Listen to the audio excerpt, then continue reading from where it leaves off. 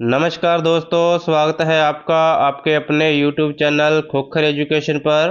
दोस्तों, आज हम करने वाले हैं हिस्ट्री का चैप्टर जैन धर्म। तो इससे पहले दोस्तों हम सिंधु घाटी सभ्यता, वैदिक सभ्यता और बौद्ध धर्म के बारे में पढ़ चुके हैं, जिनके वीडियो दोस्तों आपको हिस्ट्री प्लेलिस्ट में मिल जाएंगे। शुरू करते हैं दोस्तों हमारा आज का ये वीडियो।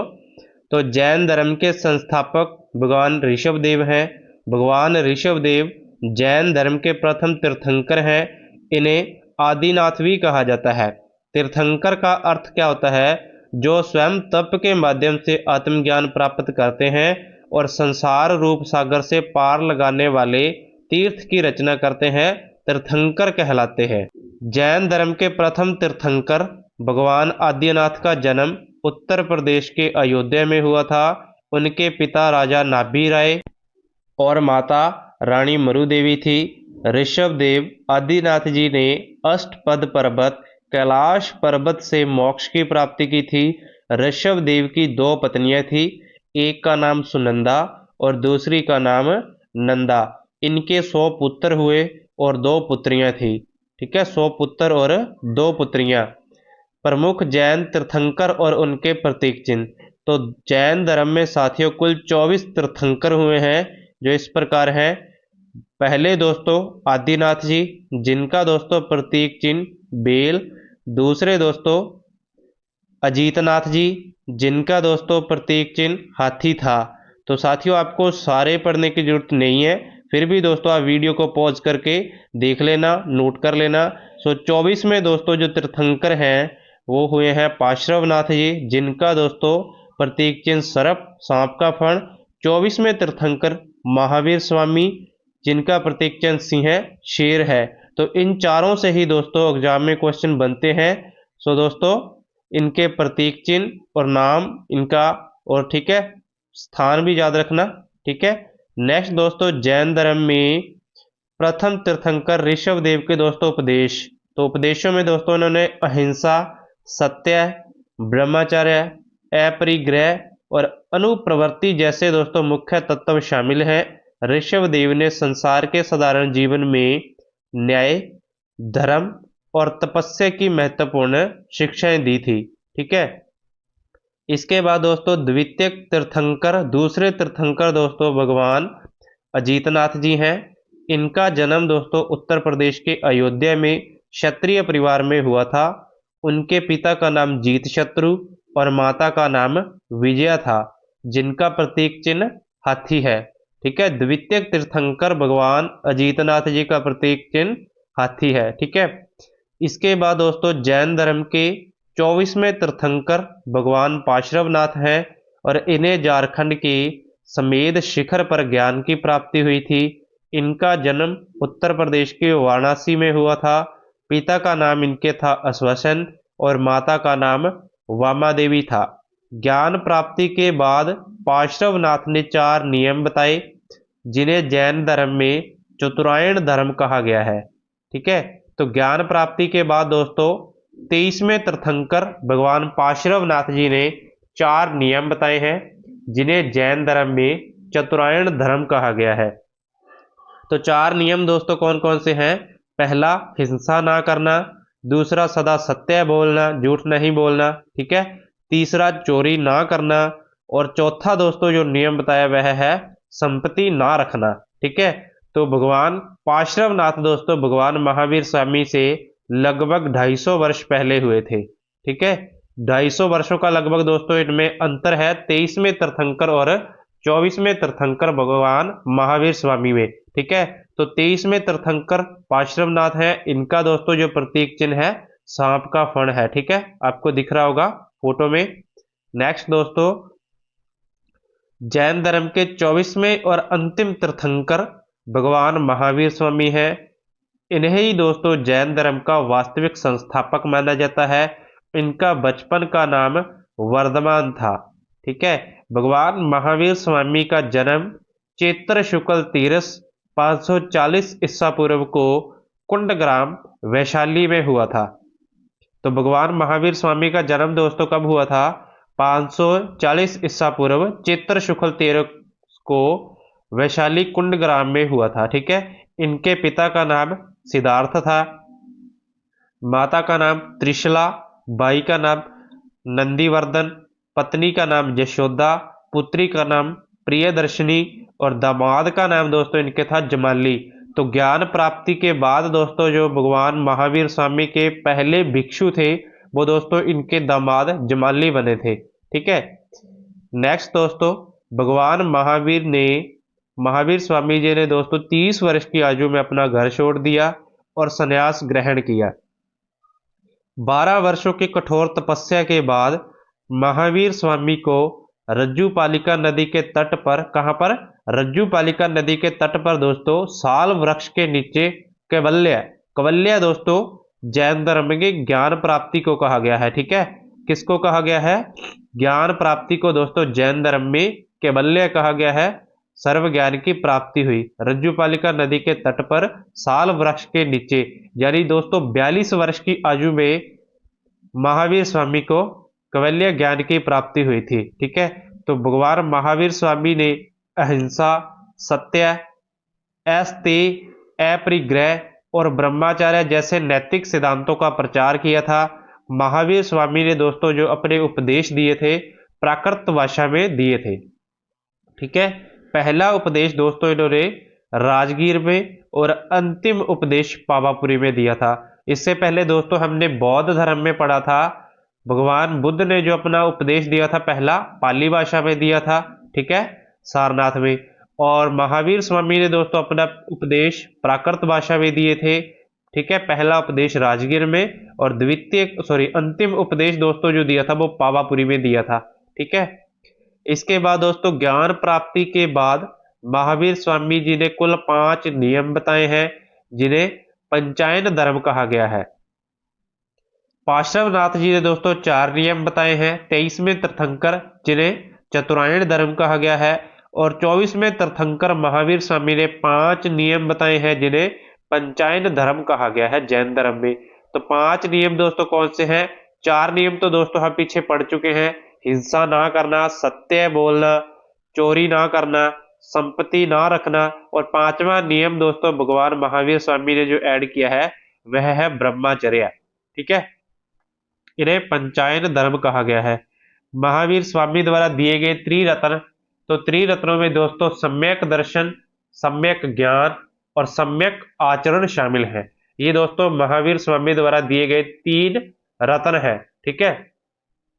जैन धर्म में ईश्वर की नहीं बल्कि आत्मा की मान्यता है। महावीर स्वामी ने मूर्ति पूजा और कर्मकांड का विरोध किया है।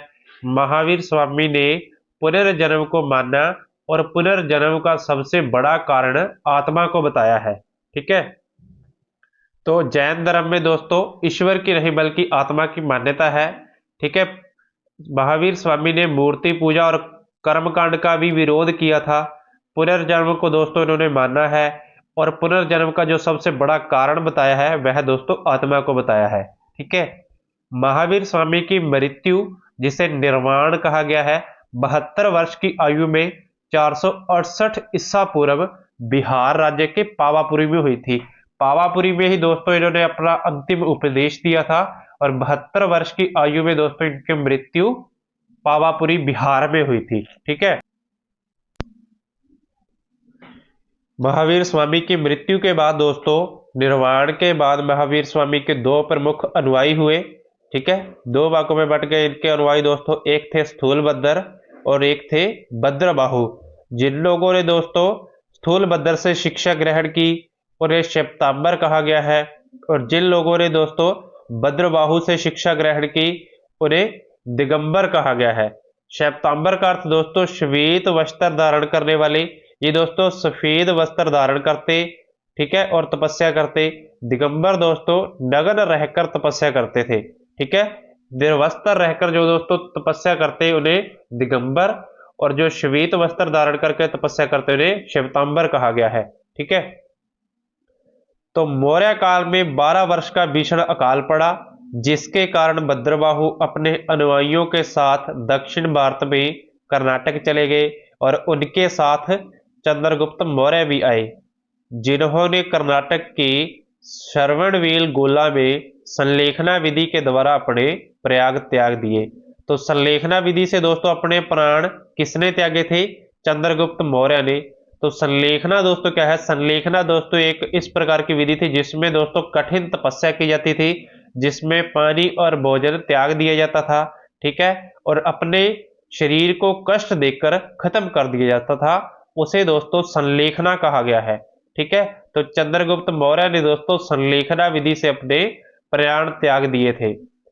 तो ये दोस्तों क्वेश्चन भी पूछा गया भाई एग्जाम में, संलेखना विधि के द्वारा प्राण किसने त्यागे थे? तो चंद्रगुप्त मौर्य ने त्यागे थे, ठीक है। तो जैन धर्म के प्रचार और प्रसार के लिए दोस्तों दो जैन संगीतियां हुई। प्रथम दोस्तों जो जैन संगीति हुई थी 300 ईसा पूर्व हुई थी, पाटलिपुत्र पटना में। किसकी अध्यक्षता भी हुई थी? स्थूलभद्र की अध्यक्षता भी हुई थी, ठीक है। द्वितीय जैन संगीति दोस्तों हुई थी 6वीं शताब्दी यानी 512 ईस्वी पूर्व हुई थी, और बल्लवी गुजरात में स्थित है दोस्तों, ये गुजरात में बल्लवी में हुई थी द्वितीय जैन संगीति। क्षमा श्रवण की अध्यक्षता में दोस्तों हुई थी। प्रथम जैन संगीति 300 ईस्वी पूर्व पाटलिपुत्र में स्थूलभद्र की अध्यक्षता में, द्वितीय 6वीं शताब्दी पूर्व यानी 512 ईस्वी पूर्व बल्लवी गुजरात में क्षमा श्रवण के अध्यक्षता में, ठीक है। तो जैन धर्म के दोस्तों प्रमुख राजा कौन से हैं? उज्जैन बंद राजा, चंद्रगुप्त मौर्य, कलिंग नरेश खारवेल, राष्ट्रकूट राजा, अमोघ वर्ष, चंदेल शासक। ये दोस्तों जैन धर्म के प्रमुख राजा थे, ठीक है। श्वेतांबर और दिगंबर में अंतर। तो श्वेतांबर संप्रदाय के दोस्तों लोग श्वेत वस्त्र धारण करते हैं। दिगंबर संप्रदाय के लोग पूर्णतया नग्न रहकर तपस्या करते थे। और श्वेतांबर संप्रदाय के अनुसार स्त्री के लिए मोक्ष प्राप्ति संभव है, और दिगंबर संप्रदाय के दोस्तों अनुसार स्त्री के लिए मोक्ष संभव नहीं है। श्वेतांबर संप्रदाय के लोग ज्ञान प्राप्ति के बाद भोजन ग्रहण करने में विश्वास करते हैं, और दिगंबर के अनुसार दोस्तों आदर्श साधु भोजन ग्रहण नहीं करता है, ठीक है। श्वेतांबरों के अनुसार महावीर स्वामी विवाहित थे, और दिगंबरों के अनुसार महावीर स्वामी अविवाहित थे, ठीक है। श्वेतांबरों के अनुसार दोस्तों जो इनके 19वें तीर्थंकर भगवान मल्लीनाथ जी स्त्री थे, और दिगंबरों के अनुसार 19वें तीर्थंकर भगवान मल्लीनाथ जी पुरुष थे, ठीक है। तो ये दोस्तों श्वेतांबर और दिगंबरों में अंतर हो गए। इसके बाद दोस्तों जैन साहित्य। जैन साहित्य दोस्तों किसी एक काल की रचना नहीं है, इसका संकलन भिन्न भिन्न कालों में हुआ है। जैन साहित्य को आगम भी कहा जाता है, जिसका अर्थ है सिद्धांत। तो जैन साहित्य में दोस्तों कौन से सिद्धांत हैं? 12 अंग, 12 उपांग, 10 प्रकीर्ण, 6 छेद सूत्र और 4 मंगल सूत्र। ये दोस्तों जैन साहित्य में सिद्धांत है, ठीक है। इसके बाद दोस्तों प्रमुख जैन मंदिर। तो जैन मंदिर दोस्तों प्रमुख कौन कौन से हैं? महावीर जैन मंदिर ओसियां। तो महावीर जैन मंदिर दोस्तों राजस्थान के जोधपुर जिले के ओसियां में बना, यह पश्चिमी भारत का सबसे पुराना मंदिर है। इसका निर्माण 457 ईसा पूर्व में हुआ था। दूसरा दोस्तों शिखरजी जैन मंदिर जो झारखंड में स्थित है। यह मंदिर दोस्तों झारखंड के पार्श्वनाथ पहाड़ियों पर बना है। 20 तीर्थंकरों ने इसी जगह मोक्ष प्राप्त किया था। तीसरा गोमतेश्वर जैन मंदिर कर्नाटक। कर्नाटक के श्रवणबेल गोला शहर में बना यह मंदिर प्रथम तीर्थंकर गोमतेश्वर भगवान ऋषभ देव की विशाल 18 मीटर ऊंची मूर्ति के लिए प्रसिद्ध है, ठीक है। चौथा दोस्तों रणकपुर जैन मंदिर राजस्थान। उदयपुर से 96 किलोमीटर दूर बना यह मंदिर भारत के जैन मंदिरों में सबसे भव्य और विशाल है। राजस्थान का दोस्तों सबसे बड़ा और सबसे विशाल मंदिर दोस्तों है रणकपुर जैन मंदिर, ठीक है। पांचवा पालीताना जैन मंदिर जो गुजरात में स्थित है। गुजरात के भावनगर से 51 किलोमीटर दूर शत्रुंजिया पहाड़ पर बना यह मंदिर उत्तर भारतीय वास्तुशिल्प का उदाहरण है। छठा दोस्तों श्री महावीर जैन मंदिर जो राजस्थान में है। इस मंदिर में 24वें तीर्थंकर श्री वर्तमान महावीर जी की 29 फीट ऊंची मूर्ति है। ठीक है। इसके बाद दोस्तों 7वां खजुराहो जैन मंदिर मध्य प्रदेश में स्थित है।